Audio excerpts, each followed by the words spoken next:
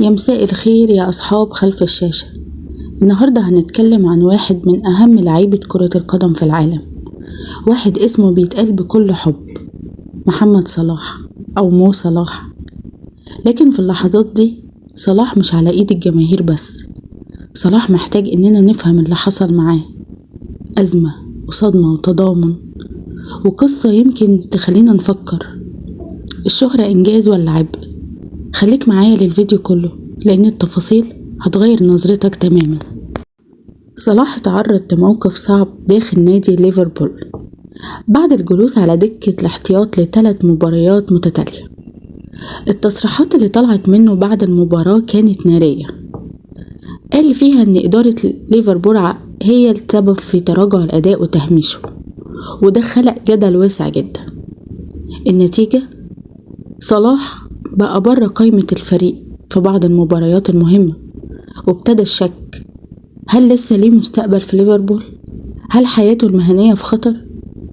يعني الإمام اللي طول عمره شايل قميص بطولات فجأة لقى نفسه بيتحاسب وبيتسائل ليه؟ أول ما الأزمة طلعت ما كانش رد الفعل من الناس بس، ده كمان نجوم كبار كورة وفن وإعلام كلهم وقفوا صف واحد مع صلاح. من ضمن الداعمين نجوم الفن اللي أعلنوا دعمهم على السوشيال ميديا برسائل واضحة، اللي يخسرك خسران يا أبو صلاح. الإعلاميين كمان مسكتوش في تغريدات وتعليقات وصفوة أعظم لاعب في تاريخ مصر، ومحاولة الظلم ضده دي مدمرة. اللي كان ممكن يبقى يوم أسود اتحول لدعم جماهيري كبير، لأن شعب يحب النجوم اللي بيخلوا قلبهم مصري. لأن صلاح مش نجم عادي، صلاح شبه رمز نجاح مصري في أوروبا، كفاح وإنتاج وكلنا بنفتخر بيه. لما أي حد يجي يقلل منه الناس بتحس لأ، ده بيته هو بيتنا. وكمان التضامن ده مش دعم فردي، ده رسالة لكل نجوم العالم. لو بتحارب من غير سبب مش لوحدك يا أبو صلاح. كأن صلاح بقى مش لاعب بس، بقى حد بيمثل آلاف ندموا أو تعرضوا للظلم. وفي اللحظة اللي الدنيا كانت قايمة ومحدش قادر ينام، لقينا اسم محمد صلاح مولع الترند، مش عشان جول ولا عشان رقم قياسي جديد، لكن عشان هجوم كلام وتحليلات داخلة في حياته أكتر من لازم. الجمهور وقف وقال لأ، الجمهور اتكتل.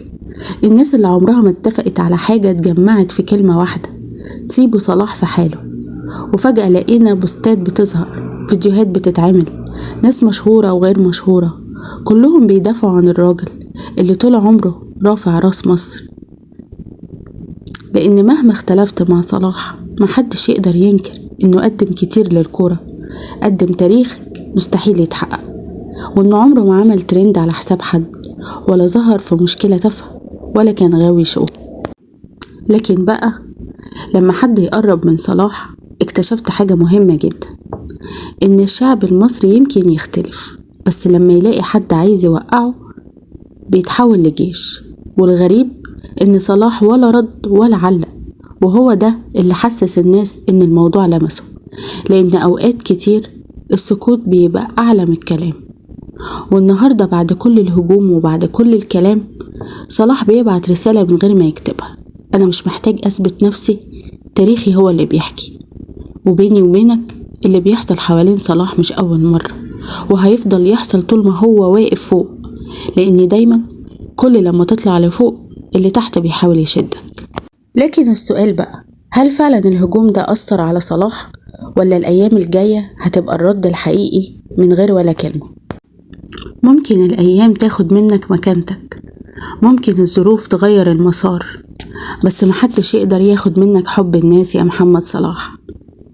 ممكن الكرسي يتحول لأداة، بس الجماهير والفنز والإعلام كلهم بيقولولك احنا معاك ووراك.